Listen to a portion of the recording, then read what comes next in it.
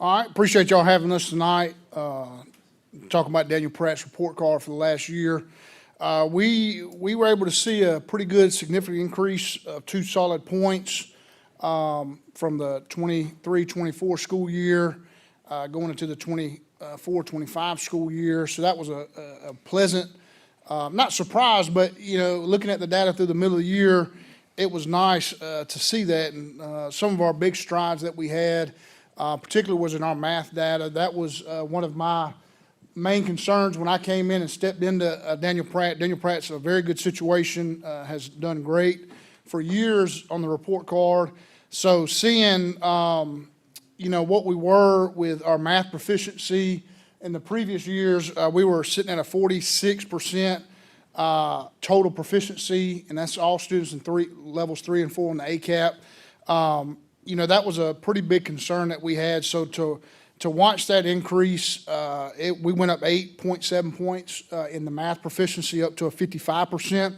So that's really the big celebration that we had. That's still not where we want to be exactly, but that definitely helps in our total academic achievement. Our ELA data, we did see a little bit of a decrease and a little bit over a point, 1.2, 1.3 points, percentage points, and we've kind of targeted that as an area of concern this year with a couple grade levels that we saw a little bit of a dip. With the 1st through 6th grade bands, you're going to have a little bit of variance every year on different performance levels of students. So seeing that, we were able to identify from this past year's ACAP a couple grade levels that we've really hit head on with our department heads and got some strategies in place. So the overall academic achievement, we went up about 2.5 points. So that allocates 40% of our report card, which is a pretty big deal. Another part, which was kind of a pleasant surprise, at Daniel Pratt, we have a pretty high population of our international and EL students. We'll access test 80 to 90 students upcoming the next couple of weeks. So we rose from a 48% proficiency to a 61%. So it was over 12%, growth in that category. So we were able to receive all 5 points, which is really what, when we originally calculated, we didn't have that proficiency.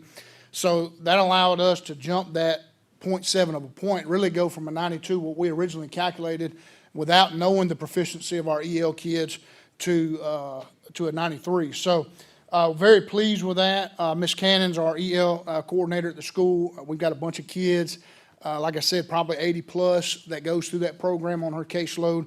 And, that's a big buy-in from our gen ed teachers too, of teaching those students and learning, doing the practice, access testing, and learning really it's all about learning what type of questions are being asked on that type of test. So they've done a great job in that. Another big accountability part is our chronic absentee rate. We're at 6.3%, which is outstanding overall of our chronic absentee rate. And our chronic absentee is anybody with 18 or more absences for whatever reason. So we were able to reduce that by 2.5% from the previous year, which is still, we were 8.9% before. So to see those reductions in the chronic absentee and then the increase in EL proficiency, and obviously your math is the big winner, that is what boosted us to a 93 this year, and is what we've been excited about. So, with the math, one of our focuses, we were able to hire a part-time interventionist last October, and Miss Deborah Stauffer, she probably sees 50 to 60 kids a day, 3 days a week. So besides making awareness to our folks at the school, like, hey, this isn't acceptable, 46%, and me being a former math teacher, that kind of really hit home. Like, hey, you can't tell me half our kids aren't proficient in math. And that's kind of the big idea. So with her pulling those level 2 and 3 kids, I really do believe has made a tremendous difference, and I'm actually excited to see how we track that data for the upcoming ACAP, coming into the spring. So we continue to hound attendance. We know that's a big deal. Ms. Schaefer, our secretary, she gets it as far as she's calling parents, anybody that is getting close to that chronic absentee mark. We don't have a huge list, but we do make phone calls to these parents home just to bring awareness to those families, because a lot of folks may not know. Between the math interventionist, we attempted to hire an ELA interventionist this November to try to help with especially our upper level ELA folks, 5th, 6th grade levels. We were unsuccessful. We were unable to hire somebody in that position, so we were going to allocate Title I money for that. We just didn't, I'll be honest with you, we just didn't have luck with applicants that we felt comfortable bringing into the building. So hopefully next year, as we go into this, we can have the position open starting in August at the beginning of the school year, because it's kind of hard to get somebody who's retired typically into those positions. So that's kind of our plan on what we do. We plan for the ELA. We target a couple grade levels, our 2nd grade in particular. We've got a few teachers that we've actually put on improvement plans, teaching improvement plans, and we've looked at that data and met with them individually, and we've actually seen an increase so far this year compared to where they were last year. So we feel confident in where we're at, and where we're going. Daniel Pratt has done an outstanding job for several years, and we plan to continue that. So that's kind of where we're at. Mr. Thornton, if you don't mind, move it forward real quick so we can see the, just real quick, Oh, tie that sorry. in real, as far as where you are with the state average and everything else. Yeah, we're, at the whole, this 2nd grade was a level that we were concerned about, and we still are.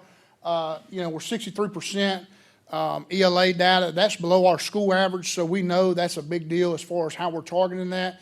And 50% math is not way off compared to our school level data, but, as far as in the county, we're right there on the ELA data, technically a little bit above on the math data. For the state of Alabama, we're above in both categories, which we expect to be. 3rd grade is one of our strongest grade levels, and I'll be honest, guys, they do an outstanding job. To have 74% ELA proficiency and math proficiency is incredible, and that group of teachers are very solid core. They've been together for several years, and so they definitely, what sticks out to me is the 74% math in 3rd grade compared to the state average of 46. And the county average, 56. So we're definitely excelling there. 3rd grade does a great job. 4th grade, we got a couple holes.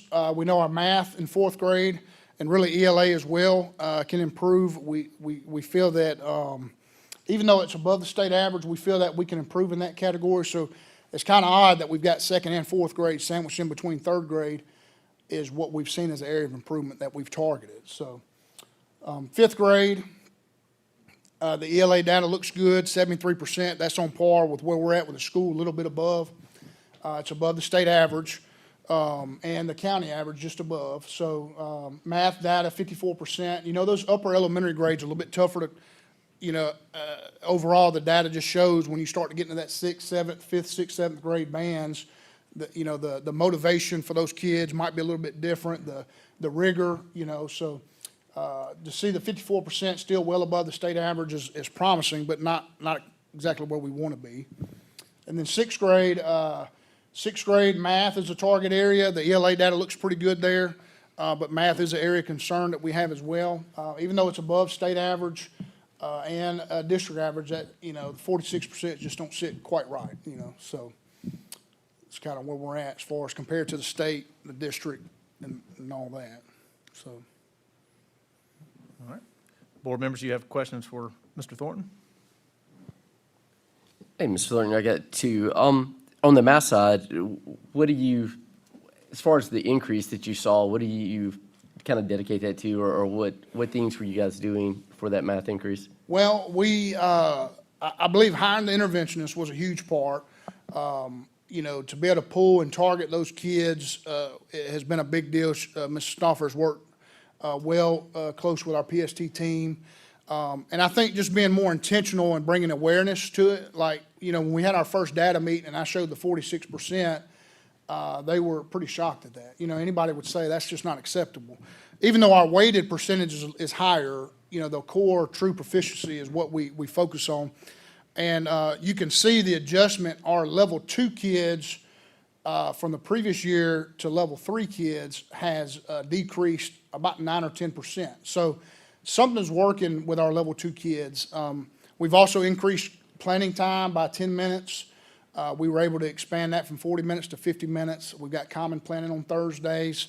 So I think it's a little bit of everything there, and just being intentional and the vertical alignment, I know has helped, talking with different grade levels and trying to help those gaps in between the different grades that may not be, on the standards, but we know that may be covered a year or so down the road, so.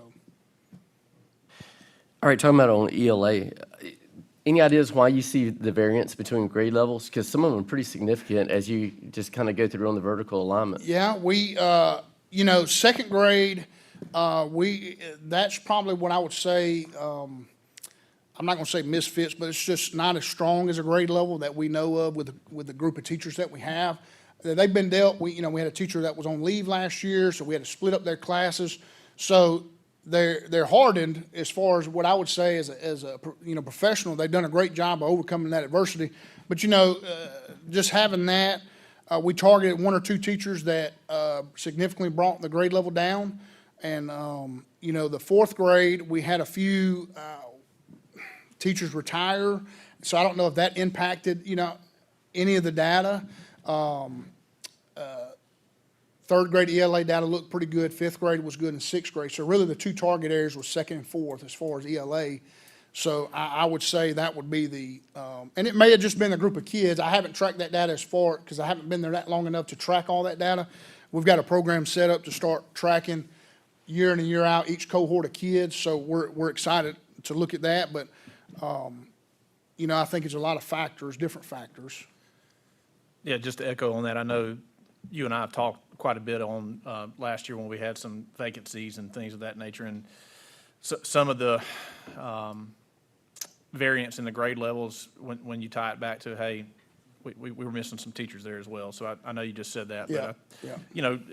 I think that's why it's so important countywide with the attendance rate and everything else. Kids learn better when they're there, and it's the same thing with our staff. If we have continuity with our staff, we're going to have a better product. And Right. I think some of your data bears that out too. When when we had those mid-year replacements are tough. And Yeah, I know they our are. parents get upset about it, but it just mid-year replacements are tough because obviously if they were looking for a job, they probably got hired in the summer. So Right, it's just, it right. makes it difficult.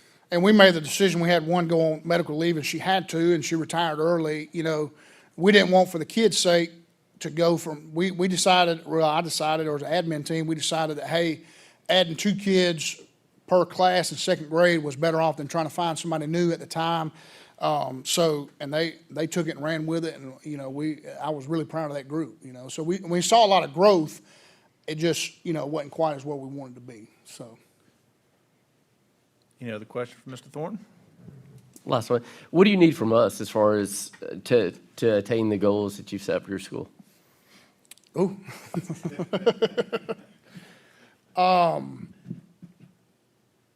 That's a good question, Mr. Holland. We're in a position right now that our class sizes, for the most part, are pretty good. Our early level class sizes are a little bit higher than we would like them to be. A lot of that came in the summertime. A few weeks before, we had a pretty big surge of first graders, so we miscalculated that a little bit.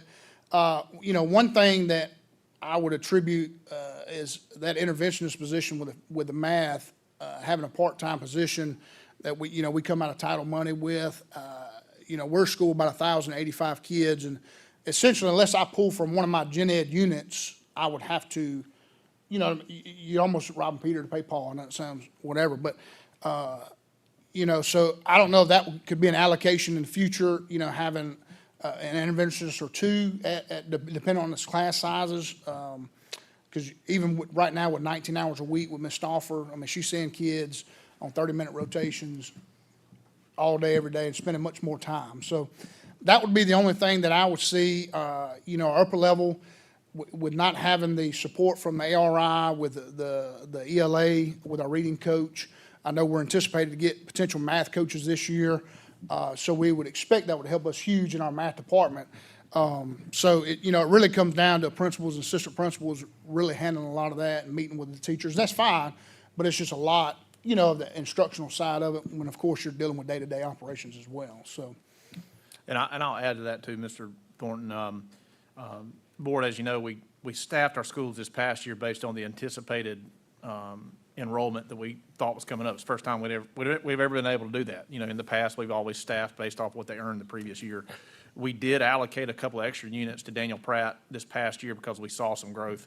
I believe you're at about 1080-ish Yep, right yep. now. We began the year at 1020, somewhere around in that neighborhood. So I'm glad we were able to front load some of those units. But one thing, Mr. Holland, you asked what we can do moving forward is if there's a way that we can continue to try to find a way to do that's made a big difference because I believe it's your first grade classes that are Yes. a little large. Yep. If we wouldn't have added those extra units, they would have been even larger. Oh, yeah, And, yeah. so, on my end, I just need you guys to keep advocating what you need and, let us and the board know. And, growth is good. Growth causes problems sometimes, but growth is good. And, obviously, if people are coming in, they like the product. And, the thing I like, and not to steal Dr. Addison and Ms. Taylor's thunder on this, but the thing I appreciate with all of our principals is you're talking about how to improve a 93.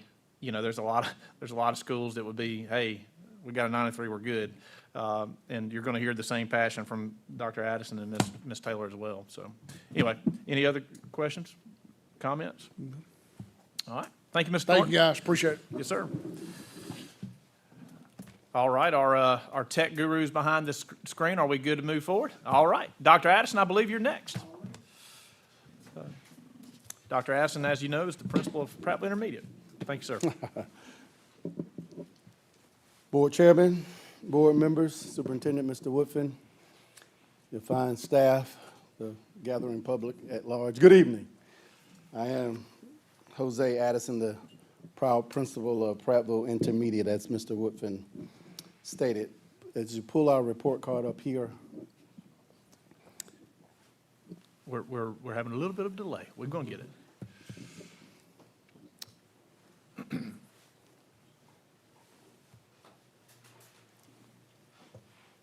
All right.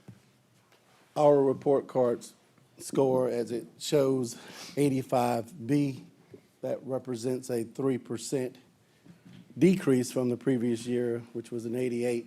However, a 2% increase from 2 years ago. Forward that slide to the positives. So I want to start with fifth grade ELA. Fifth grade ELA, you see the score there, 80% proficiency for our fifth graders. I thought that would warrant some level of applause there. Tough group. 80% proficient for our fifth graders. Forward the slide to our sixth grade ELA. And our sixth graders were 74% proficient. Both of those proficiency scores were second in the district. Overall, in ELA, Prattville Intermediate School saw a 11% increase in proficiency. That was the highest in the school district for ELA. Okay? Some additional positives before I go into talking about the math scores. We were able to decrease our chronic absenteeism from 13.2% down to just a tad over 8.21. So attendance, we are moving in the right direction. When I first came on board, we were hovering around 23% chronic absenteeism. So we've been intentional, I love that word, Mr. Thornton, intentional about making certain that our students are there every day. Attendance matters. Obviously, they can't grow, they can't be proficient if they are not there, plain and simple. All right, going back to the math scores. Did I mention our students were 80% proficient in ELA? All right, okay, just making certain that I did. All right, sixth grade, math scores, 33% proficiency, okay? And looking at the sixth grade, 37% proficiency. See, herein lies the harsh reality. This is when we had to notate that that's on us because those fifth graders that were 33% proficient came to us 58% proficient. They came from PES 58%. Those sixth graders who moved up from our fifth grade were 46% proficient. So that was a 9% decrease. So that obviously kept me awake at night all summer long, but after getting a couple of nights rest, we rolled our sleeves up and we began to put a plan of action in place. One of the first things that we did, we partnered with the Bailey Consulting Group. We brought a professional data team in to look at our numbers, to tell us some underlying factors. And one of the amazing discoveries that they found was that our students on the ACAP for math, 40+ of those students were 20 or fewer points from moving up to the next proficiency level. So what that did for us, that gave us a target group for us to look at the low-hanging fruit, as we call those students, able to move. We're talking, ladies and gentlemen, 4 or 5 correct questions, and they're moving up to the next level of proficiency. That was one of the things that we did. Additionally, we felt that we were fighting with essentially one hand behind our back. We were short staff, so we brought on board the math coach. We brought one of the best math teachers in the county. She came to us from Prattville Elementary School. She's now a math coach. And we now also have on staff an intervention teacher who is primarily responsible for closing those gaps for math. So we're excited about the plan of action that we have in place. I do want to backtrack and mention another additional positive. We recognize that school choice is here. We're never losing the sight of the fact that parents have options. So we're constantly looking at ways to add to our program. One of the things that we added to our program this year, we are the only live theater within a fine arts program in the Tri-County area, and one of a handful in the entire state at the elementary level. So by show of hands, how many of you plan to attend our next feature in April? Okay, great. Love to see you there. All right, moving on.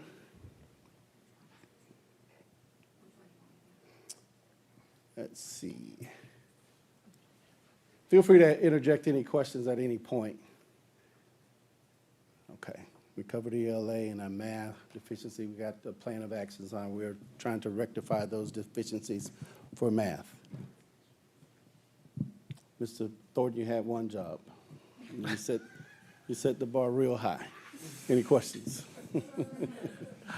I always have some questions. Yes. We'll start off with the positives. What do you attribute the ELA scores? I mean, obviously those are really good, not only above state, but above county averages. What do you attribute that to? Yeah, we make no bones about the students are coming to us because of the Literacy Act and better. So we take ownership first and foremost that we're getting better students, and we have to be intentional about growing them.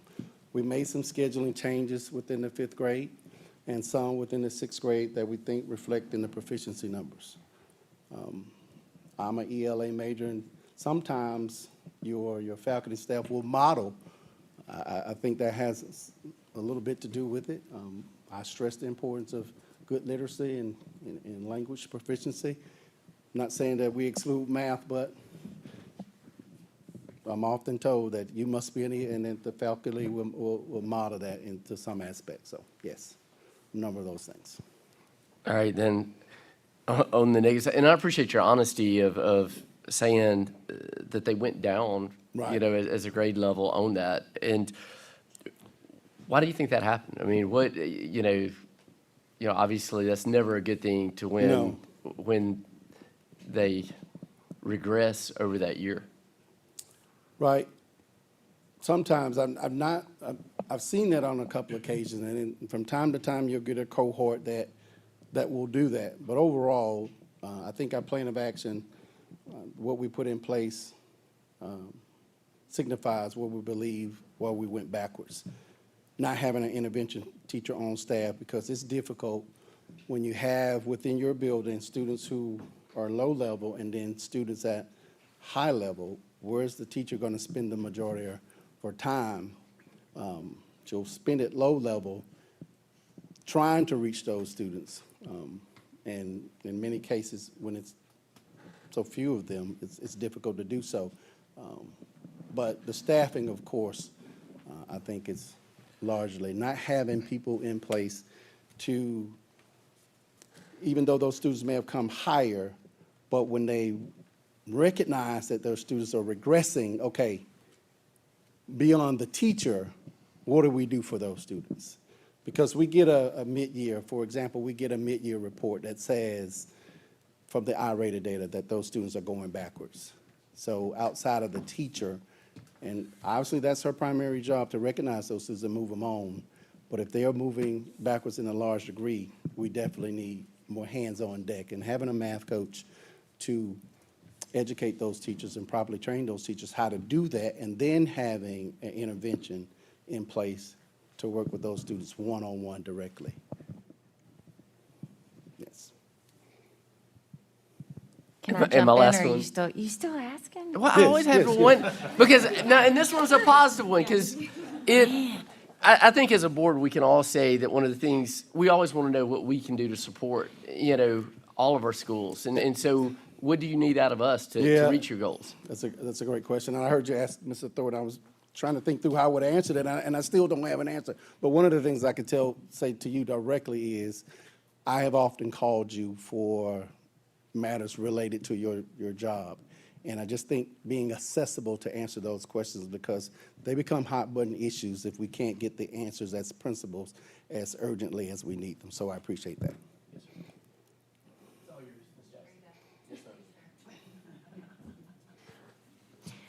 Do you think that the math scores will affect your enrollment for school next year? Full disclosure, I think there will be some parents that will look at the math proficiency and make determinations about whether or not to send their child to Prattville Intermediate School or not. Yes, But you think what you're putting in place now should help improve? absolutely.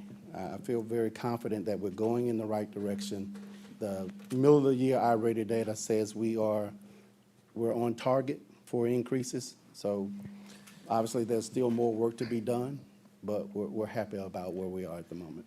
I do want to jump in there. That's a great question. Obviously, the CHOOSE Act, we all know that struggle that we're fighting. But I think it's also important, if you're going to be as transparent as we are, and again, Dr. Addison's walked up there and handled this as perfect as you can handle a discussion. It's also important for families to understand that you're literally talking about 2 to 4 questions that would have significantly, probably 20 to 30 percentage points, raised your overall achievement. And I want to point out as well, when you look at I think it was 6th grade data in particular, yes, the score, I believe, was, off the top of my head, I think it's 37, 39%. above We're still above the state average average. there. Now, there are some other things that I think we all would agree on, that there's some curriculum things there that kind of limits what our teachers and what all we can do. But I think it's also important, to just know how close we were to knocking it out of the park there as well. One of the things that we've came in under your direction to me is, you guys have been very clear. Tell me where the gaps are in terms of what schools have at their disposal. And that's one thing that Prattville Elementary, Prattville Intermediate was at a disadvantage, and Prattville Primary, from the other schools, because they didn't have the layered in support. He's talking about the interventions, all that. They didn't earn those particular units. Your larger schools did. So that's one thing we've been able to do this year, is start layering in some of that support to take some of the burden, hopefully, off the teachers and get it back where it needs to be in targeting kids. So I really do believe, and I'm going to say this, I absolutely love that Dr. Addison called. I'm telling you, this whole conversation, as soon as the scores hit, he called. He's like, hey, this is what we're doing. This is what we got to do to fix it. And then it went into, I've got to start a theater program. I've got to start finding things that our families want to be here for. And again, not to get on that, but I just think it's absolutely phenomenal that, part of leadership is going, hey, what did we do right, but what did we do wrong, and now how am I going to attack that? And you're seeing it tonight. I mean, that's how our principals operate. And Yeah, one particularly Dr. additional Addison. thing about what we did for the math scores, we were looking at who knocked it out of the park, and if you go back to the slide, you see where Pine Level was one of the schools. So what we did, we partnered with Pine Level. Our teachers have gone to Pine Level, and more than just observations. We're talking about they've taken away some strategies that they implement every day. One of the things that they're doing that I had never heard of until we visited Pine Level was the spiral review, and that's become a daily practice for our math teachers that we think will pay huge dividends for the entire year. So, Dr. Addison, what's the perception of your math teachers as to the strategies that you put in place? Are they excited about them? Or are they... they are receptive, and me, or us, the administrative staff, talking about the ownership piece, communicating to them that those students came higher proficient level-wise, that triggered more buy-in. This is on us. This is what so yes, to answer your question, short and simple, yes, they're more receptive knowing that this is on us to get it better. All right, any other questions for Dr. Addison? Can I add something? Absolutely. My youngest will be with you next year, so it's not affecting my decision. I just Okay. wanted to know how you felt. Always room for one more. And I love, yeah. All right, thank you, Dr. Addison. All right, last but certainly not least, Miss Taylor, come on up with Prattville Junior High. To the superintendent and the board, greetings from Prattville Junior High School. I am so happy to be able to address the board today about the things that we are doing at Prattville Junior High School. I just want to give you an update on our enrollment because I know that is something that we all are keeping our eye on because of school choice. At the end of last year, we ended at 887 at the end of the school year. Presently, we have 869. We are up 23 students from the beginning in August. That's where we are with our enrollment. Now to our report card score. Okay. Okay.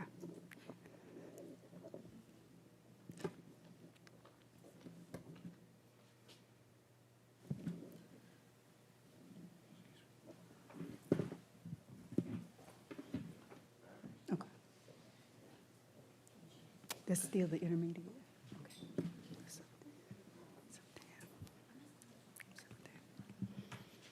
Well, like we said earlier, we have brand new mics, new screens, new technology. Tonight's a good test run. So if you're watching live, just hold up 2 seconds. We're working out some kinks. Mr. Conyers and Ms. Thomas are earning double pay back there, not officially, but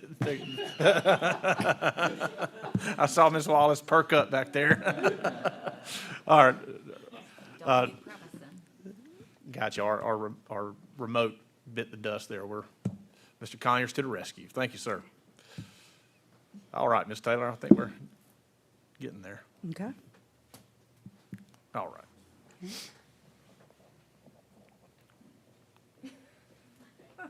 Okay. Everybody keeps telling me, the running joke, CO and principals, everybody keeps reassuring me, because y'all know I am not a tech guy, right? Like, give me my flip phone, I'll be good. You know, and everybody keeps assuring me this is the way to go. And I'm bought in. I'm there with you guys. I'm there. All right, Ms. Taylor, go ahead. We are ready.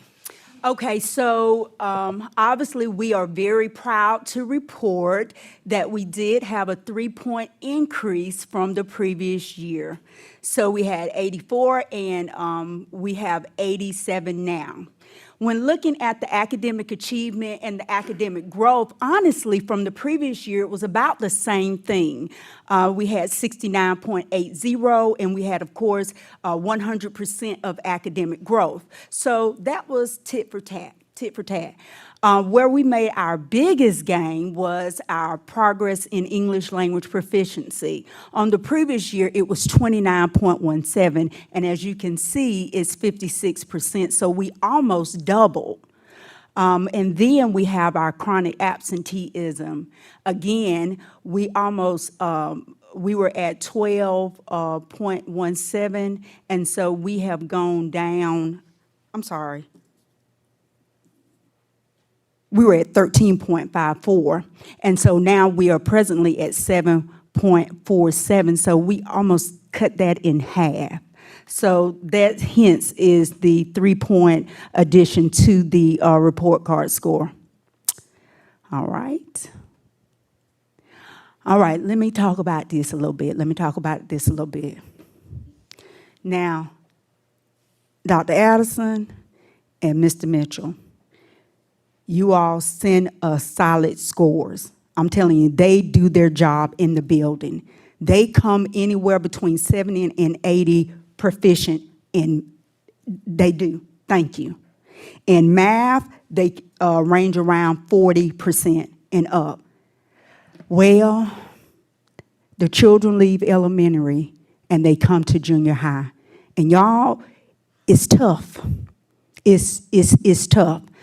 Which hence, that's why I wanted to say, those are my scores. Right now, we're at 53% at or above grade level at ELA, which we're right there hovering with the state and right there in line with Autauga County.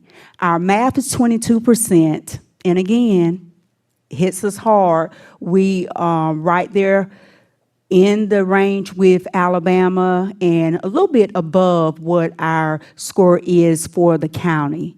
And so parents may think, like, why are they so high coming from 6 going into 7? Well, we got a lot of dynamics going on at the junior high, a lot of dynamics.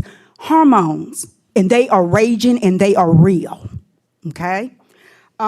We also, the academic rigor changes from elementary to junior high. When you're in elementary school, you may have 2 or 3 teachers, and you go to the junior high, you got period days, and you've got about 6 or 7 teachers with different expectations with each class you go to. Sometimes when they come in at the beginning of the school year and they're looking up trying to find their way, and you just really realize that they came from an elementary background with teachers telling them exactly what to do. So they do a lot of self-exploration. They're trying to figure out who they are, and we have to navigate all of that while still teaching the standards. Okay?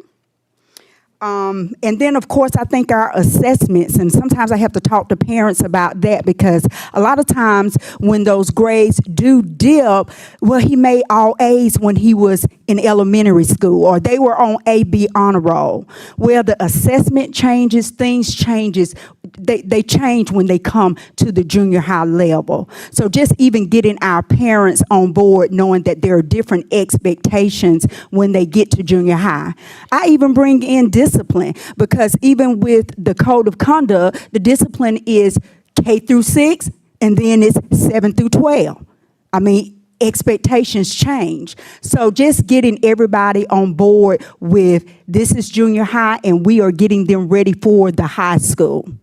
Now, we've done some things, because this is not just indicative of Prattville Junior High School. Going from elementary to junior high, you do see a dip in the scores no matter where you are. Normally, you see a dip because of all what is going on developmentally. So I got with my friends. I've gotten real close with them. And we looked at it and we said, what could we do to answer and to help us with that transition from the elementary school to junior high? So I called them and I said, hey, do y'all mind sharing with me your ACAP scores? So then we started looking at those students, getting them targeted and getting them placed in different courses, which specifically enrichment, because we too were looking for those students that were a couple of questions off that could possibly go into that next band. So that's one thing we did. We added enrichment.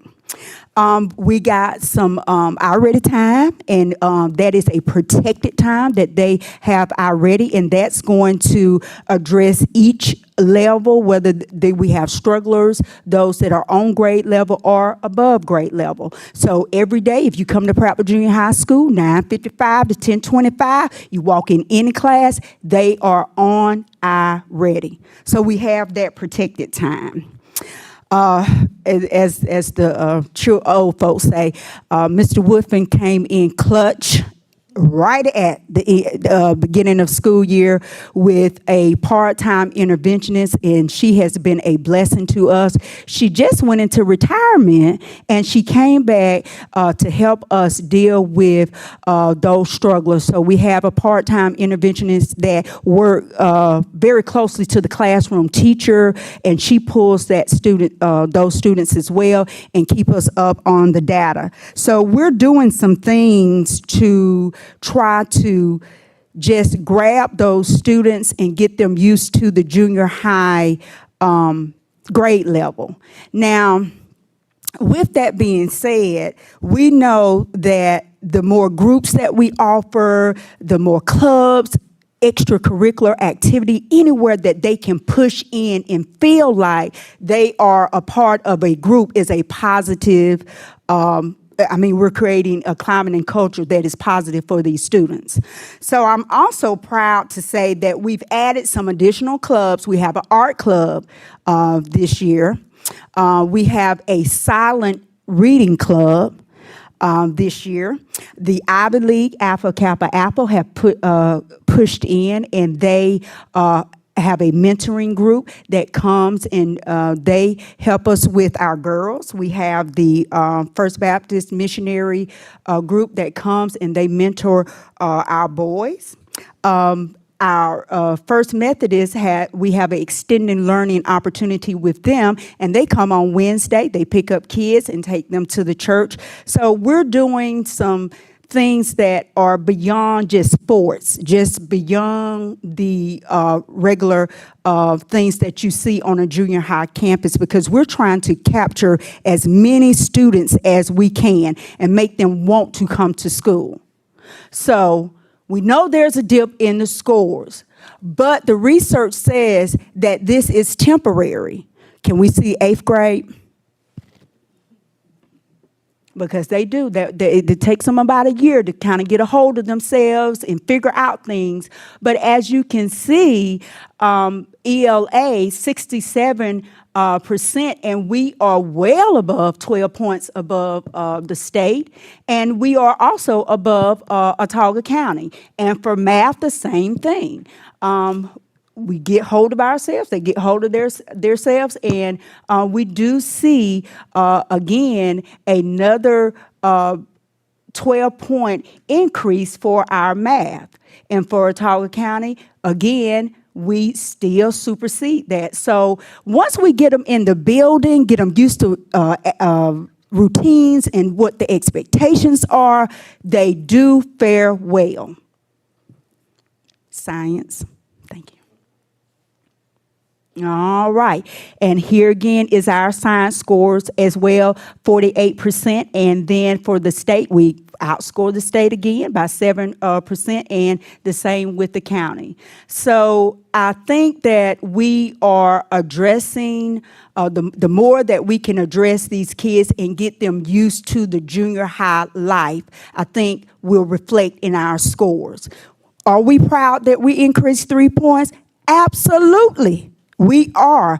I don't, from Miss Shirley's cheese grits to our custodians that you can see the wax on the floor, it is truly a team effort.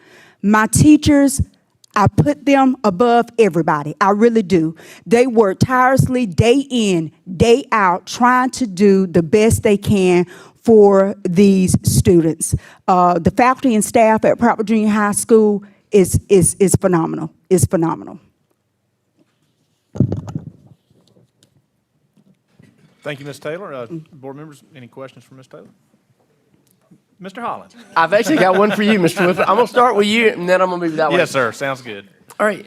I mean, we all know that it's tough when you transition from school to school. I think it's really tough for our central zone. I mean, basically every 2 years they're transitioning from. We know from Pine Level to Marlboro, when we look at that data, that we see it.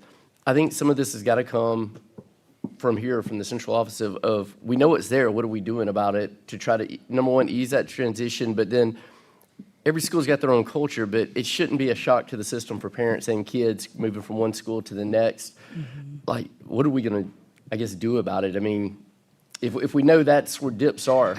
Yeah, I think the first step is to do what you've heard today. You got to own where not only are you doing well, but also where you're not. I'm going to talk a little bit about it in my superintendent report, but one of the small things that adds up over time is we made a massive change with how we're doing professional development across the district. Okay, we added in more days.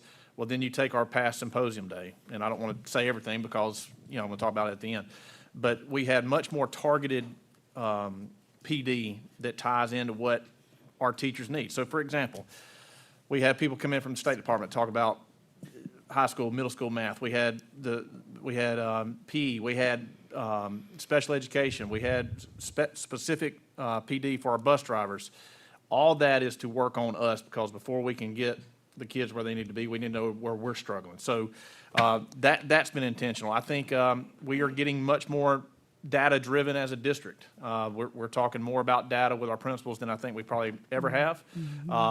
You know, we're coming back doing things like this tonight, where it's accountability, where we're not afraid to go public and live stream it and go, hey, this is where we're struggling, and this is where we're doing well. The 22% in math is obviously concerning. I just go back to, I'm not trying to say, hey, we're here and this is what the state is, but I also think it's important that you really do look at where you're at compared to other districts. We're holding where we need to be in terms of overall. Is that where we want to be? No. So the question you asked me was, you know, what are we doing from CO? Well, we've overhauled the curriculum department. Dr. Marsh is here, and Ms. McNider's here. They're in schools much more. We're doing much more data-driven approach. PD training. We're doing much more discussions in the principals meetings. There's more accountability now than, and I've been in the district for 20-something years. I don't want to say better now than ever. I would never say that, but I am going to say I feel like we're much more intentional on recognizing what are we doing well compared to what we need to improve on, and you're seeing much more buy-in across the board with our principals and everyone on, hey, this is what we're doing well, but this is what we got to fix. All right, Ms. Senator, now going to you. You've identified that, hey, transition from sixth grade to seventh grade is tough. You talked about sharing ACAP scores. How are your teachers utilizing those ACAP scores? And then are you seeing any improvements on your benchmarks with your seventh graders currently? Well, we have not, as of yet, given the iReady benchmark for mid-year. We will be giving that. We're taking it now, and we'll be meeting with Julie Green on the 29th to go over that data. So right now, we don't have the data, but on the 29th, ELA and math teachers will be meeting with the iReady consultant, and we will be diving into that data. Can I jump in one more time, Mr. Holland? Something that just hit me here, and Ms. Taylor talked about that as well.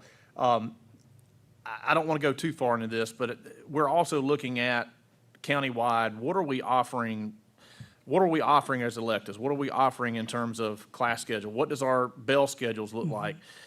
I think we all know that we have to be able to provide things that our kids are actually wanting to do. So I think there's much more willingness, and again, I'm going to use Ms. Taylor here because what was it, about 11 o'clock on the day we were dismissed, and I was on a Zoom with you and your counselor and Dr. Marsh and myself talking about, hey, what skills do our kids need? What do we have to do with the master schedule next year to go ahead and start fixing some of that?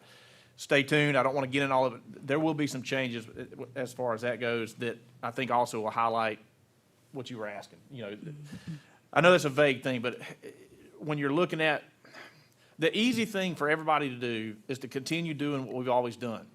That is the easiest thing in the world. I think you see tonight that we have principals and everybody on our team.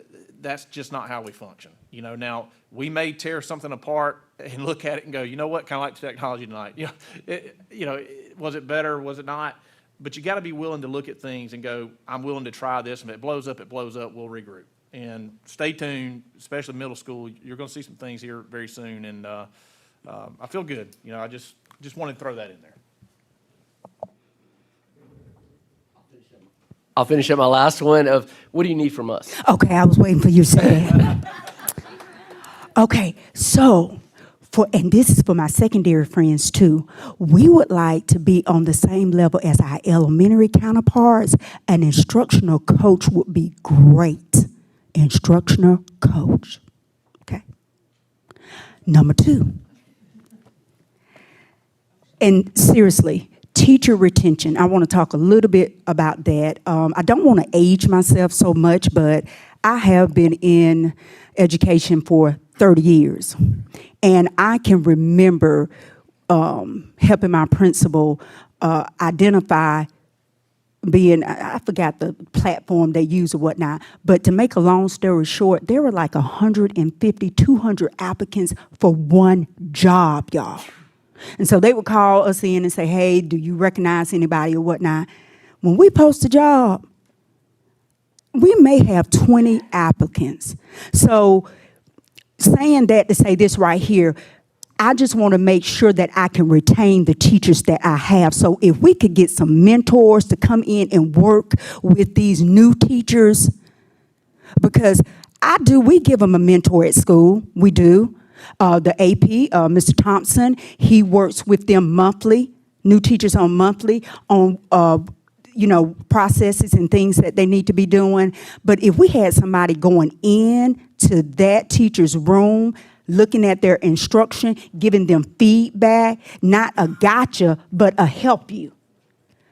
I've been in a county that does that, and that has been very, very helpful. And I think it takes because being a teacher can be overwhelming. I'm just saying. And so that would be an extra layer of support to keep the teachers that we have. Because I think I called Ms. Harrington one time, and I said, hey, I don't think you posted my job.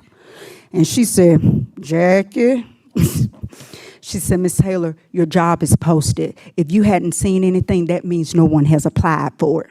Well, that hurt my heart. So really working with who we have, if they want to be there, giving them that extra support. And last but not least, a new building, a new school. Y'all, seriously. Hey, I've told Mr. Woodson to figure that out. I'm just going to say this right here, and I mean this from the bottom of my heart. The facility, we do the best we can. I was so excited. We had an Air Force group come in this summer. They painted, it was Top Gun up and down those hallways. They came in on the outside, refreshing everything up. We were on fire. I hired well. I didn't know at the time. I thought she was just a good teacher, but she came with benefits. Her parents own a painting business. So when we upgraded the floors and got the new bleachers, they came in with some of my faculty and they painted the gym just to give it a fresh outlook. And then when Martin was there, Martin Jackson, before me, we started the library renovation. So I'm just saying, in the extension of the outside learning lab. So we are doing everything that we can do. I'm telling you, we're not just sitting there, twiddling our thumbs, just waiting for you to produce. So we are doing what we can with what you give me, okay? I am so excited about the One Team, One Town. That gave us an opportunity. I know it was rich cat history, but I think we've embraced who we are, and we're telling them who they are. And so when we made a decision to go all in Lions, again, climate and culture went up. So I'm going to keep doing everything I know how to do. But if y'all can do something as well, it would be much appreciated. Thank you. Ms. Taylor, I have one question. Billy hogs the mic. He won't let us talk. Okay, I'm sorry. No, mine's Jackson? probably maybe easy. So you have two schools that feed into the junior high. Yes. Do you think if one school fed into the junior high, so all sixth graders were together, do you think that would make an easier transition? And would it possibly be reflected in the scores as well? Sorry. That's a good question. I would have asked before, Billy, but I couldn't hit my thing fast enough. That's a good question. And if I'm being honest, y'all, I would say probably so. Yeah. The earlier we get them. Because think about the scores. That first year, it's a dip. But look how far we come the second year. So if we had an additional year, I would have to say. Yeah, I just have always thought sometimes, you've got two schools, the hormones, they're merging in seventh grade, so they're getting used to each other. Yes. And trying to fit in, plus the navigating of the classes. Yes. So I was just curious. It's not a trick question, I just Okay, was okay. curious. Yes, ma'am. Okay, thank you. All right. Any other questions? Lyman, if I might, just a comment to all three of you. I think the biggest thing, there's been some excitement, there's been some celebration, there's been a little disappointment. I can see it on everybody's face. But the one thing that it takes to make everything better are having those children at school. And I can tell you, the three of you are making the school day the place to be. I hear it all the time, you know, and take academics out of it, take everything else. That's a segment of the report card that we're winning right now. Yes. And that means you guys are engaging those students. It may take that first year at both of your schools as the transition happens. But here's the thing, okay? You have it a little easier at Daniel Pratt. They don't have to transition to your campus. They're there. Thank you for that, because that is, to me, that is fundamental. And we have come so far in a very short period of time without absenteeism. So thank y'all for that. All right. Anybody else? All right. Thank you, Ms. Taylor. Thank you, sir. All right, at this time, I would like to ask Ms. McNider to come forward. We're going to propose one small change with the pre-K program, and I figured Ms. McNider could probably wrap it up in a much condensed version better than I can. So, Ms. McNider, go right ahead. Okay, hey, everybody. So we just wanted to kind of catch you guys up on pre-K. The 26-27 pre-K registration link will actually launch on Thursday, January 15th. And so that means that all information concerning our pre-K registration will be available on the district website. That will include all deadlines, all requirements. We're going to stay true to those requirements, and so we encourage parents to go there on Thursday and see all of that information. I do want to remind everybody that this is a lottery process, so it doesn't matter if you're the first one to apply or the 100th to apply. It is a lottery system. So, but the update that we wanted to provide you guys tonight, as you know, last year we relocated 2 of our pre-K units from Prattville Primary School over to the new kindergarten school campus. And so we are planning to do the same with our ACTC location that's currently at Autauga County Technology Center. We are going to relocate that unit to Prattville Kindergarten campus for the 26-27 school year. So if parents are listening right now, we're not moving those students right now. We will be doing that when we open in the fall of 26. So I just wanted to take a moment. Mr. Woodfin wanted everybody to understand why that decision was made, so I'm going to highlight that because sometimes knowing the why behind these decisions helps everybody understand. So I want to start by saying it's not because we were disappointed with Mr. Dunn and his staff or leadership. They've done an amazing job, but seeing what we've seen happen over there with having those pre-K students there on a specially designed early childhood campus, we feel like that can bring value to the students that are currently at the ACTC unit. So just a couple of things that we want to highlight is that being at that campus, they will be a developmentally appropriate environment. And so I won't elaborate on that. That's self-explanatory, but also peer interaction and socialization. So currently at ACTC, they are the only 4-year-olds on that campus. So being over here at PKS will allow them opportunities to be with their peers. And so we see value in that. Also, specialized staff and support services, such as speech, such as PT, OT, all of those things. We have to send our staff over to ACTC. They'll be there with our preschool and other pre-K services that are also feeding into the kindergarten services there. Consistency in instructional practices, and what I mean by that is our pre-K teachers over at ACTC right now, they don't have anyone. They're on an island by themselves. So this will provide them opportunity to collaborate with other pre-K teachers and auxiliary teachers, and certainly family engagement. So it will provide an opportunity for the parents of the students who will actually go to kindergarten. They'll already be there and be able to establish those relationships over there on that campus. That means that if they are on that campus, well, I just said that, they're going to attend kindergarten there. So I do want to highlight one more thing for parents if they're listening. I want to remind you that we will be following the board policy 5.04, and that policy states that children must attend the school servicing the attendance area in which they reside.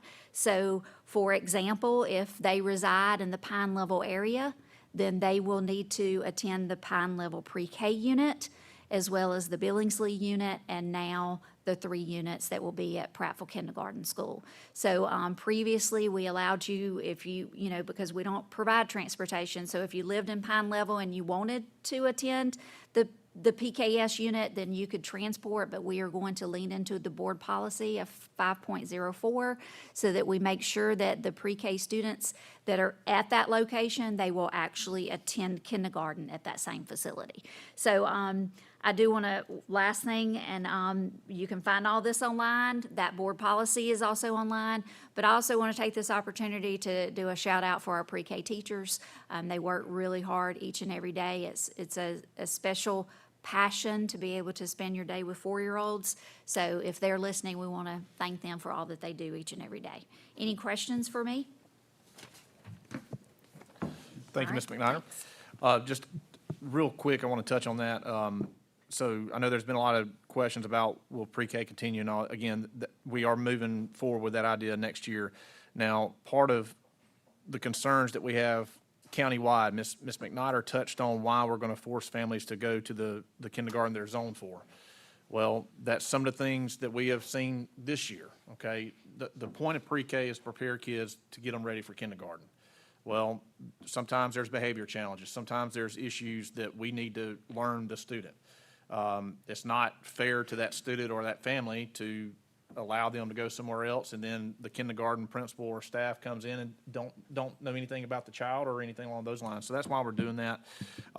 Look, I for symposium, our pre-K teachers had a lot of really good questions for me individually, and this tonight isn't the place for this, but I'm prepared to make some changes to pre-K next year as much as we possibly can, but statewide, the pre-K obstacles that we're fighting are pretty monumental. So there's a reason we're going to follow that policy. There's a reason we're making some of these small changes. It's to get a better evaluation of that program. It's to better meet the needs. What our teachers are saying, hey, this is what I need in my pre-K classroom. So just know, as we move forward, there may be some other things that come to you, but the main thing there is servicing the kids where they're going to be attending, and also trying to listen to our teachers' feedback.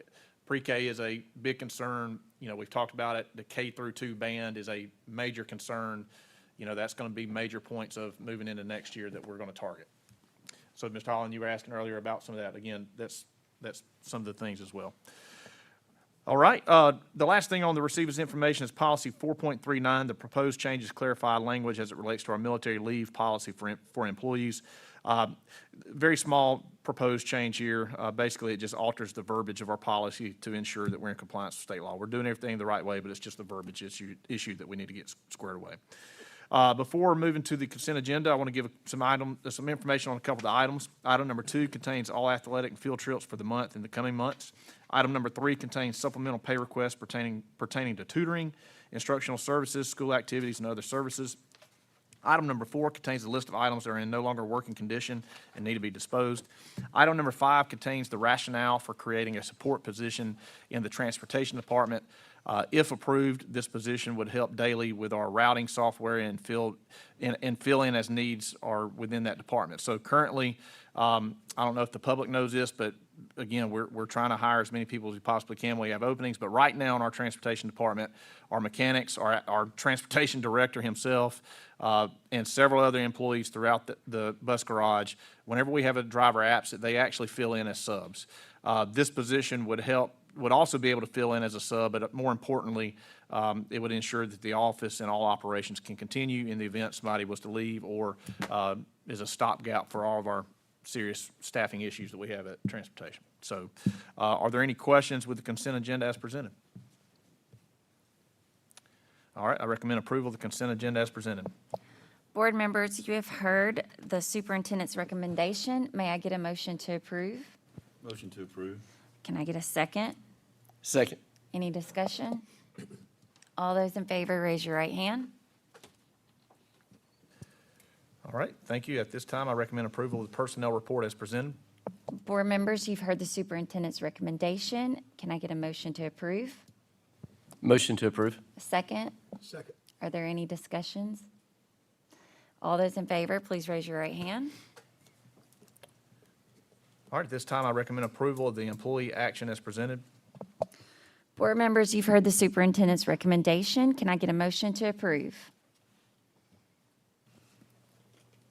I make a motion to approve. Second? Second. Any discussion? All right, all those in favor, please raise your right hand. All right, at this time, I would like to ask Ms. Wallace to come forward to provide us with our December bank and financial statements.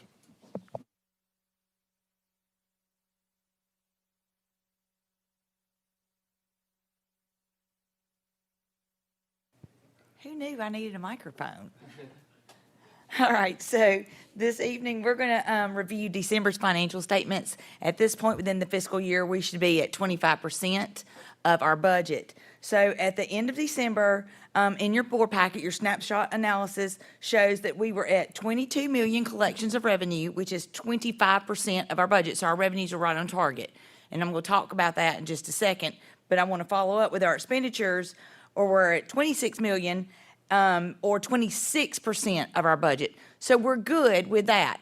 But what I want to go back to is our revenues. Even though our revenues are tracking right where we should be, they should have actually been way more. So when you see January, you're going to see an influx due to the holiday break and the timing of receiving our ad valorem taxes. We had not reported anything that we'd received for the month of November and December. So January, we will be seeing a huge influx of revenue hit our books in January because we've got 2 months. And as we know, that's at the end of the year, of the calendar year, when everyone's property taxes are due. So you'll see a big uptick of revenue. So even though this month is showing that we're right on track with it, actually, we should have been further ahead. So it's going to be reflected in next month. So I know we'll all forget about that next month, but I'll remind you again.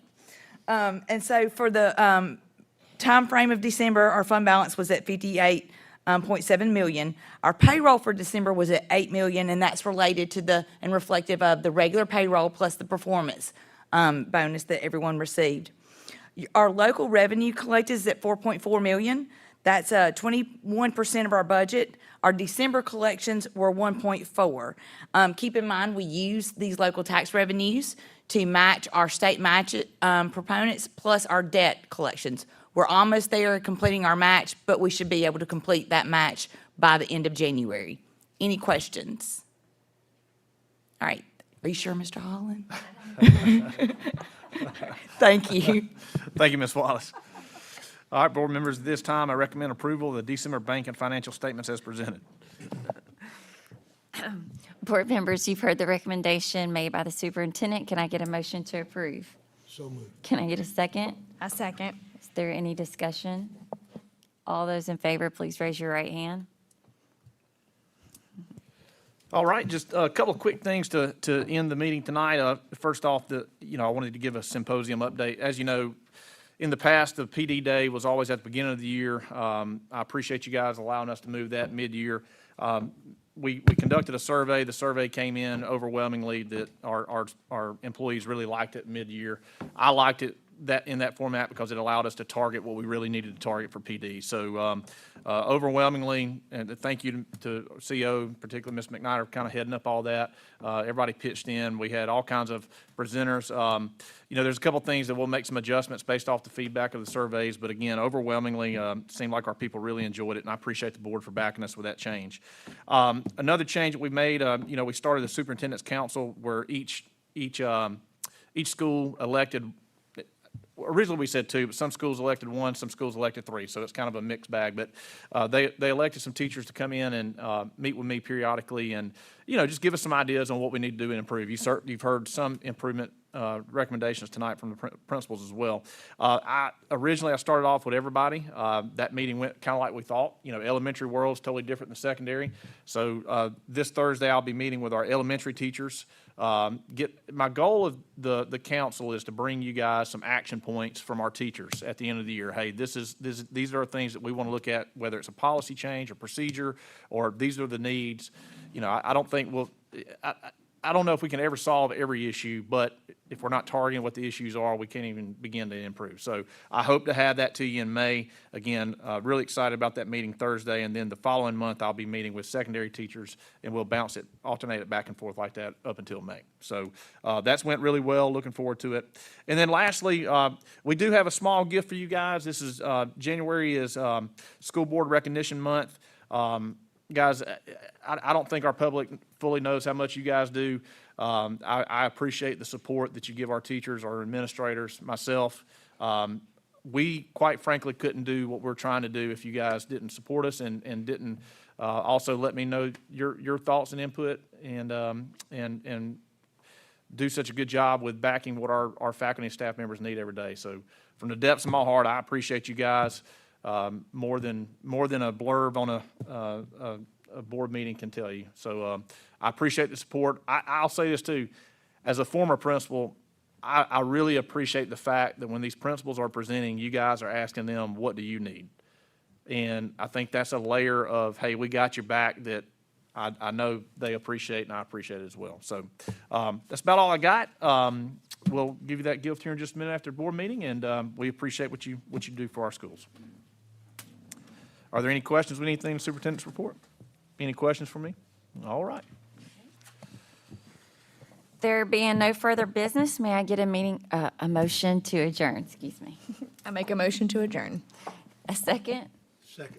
All those in favor, please raise your right hand. Meeting adjourned.